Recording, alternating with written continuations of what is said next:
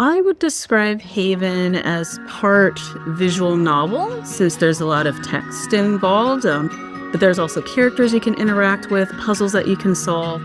And the goal there is to really be met with a number of different opinions, different disciplines, different problems to solve, and work together with other folks to overcome these puzzles. And you'll be tested, and that's okay because there's a community there for you to help overcome those challenges. What we wanted to do with Haven is, in a playful and fun way, introduce them into the intellectual community at the University of Chicago, and wanted to also prompt them to think a little bit about what it means to get a liberal arts education. You play as a student who is on an island somewhere in the Pacific in an unspecified future, and you've just gotten into a school named Haven. And that school is made up of 5 islands. There's an administrative island, and then there are 4 islands that represent the major forms of knowledge. I don't think a lot of other universities have been using a game to teach people about the values of the school.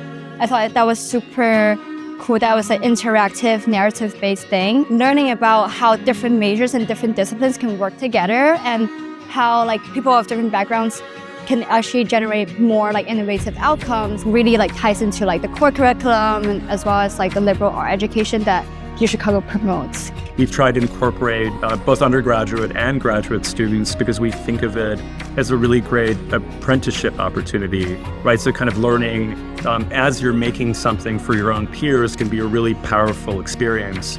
I don't know if I'd get an experience like this anywhere else.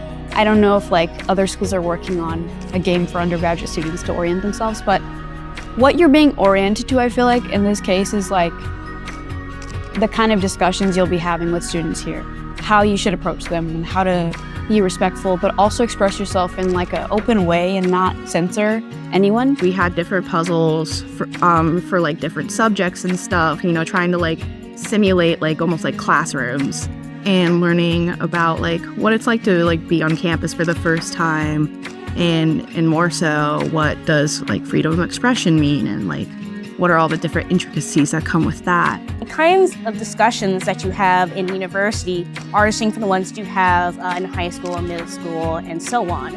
And so we're basically telling students, in order to have constructive arguments, you have to consider different perspectives. Putting the Chicago principles into practice and recognizing that there's a difference between principles on which most of us can agree on, and the messiness of practice. It was interesting to me because I got introduced to this idea, to this concept that freedom of speech is fundamentally about disagreement and about discord. It's not necessarily agreeing with each other, but more about keeping an open mind and allowing yourself to be put into the position where you listen not only in your own echo chamber of what other people that agree with you say, but also to acknowledge that there are many other different perspectives and different voices that might come to different conclusions on the same subject just because of their differing background experiences, which is, I think, what college is about. It's about meeting people who have totally different backgrounds or totally different life stories than you. I think people oftentimes think of free expression as this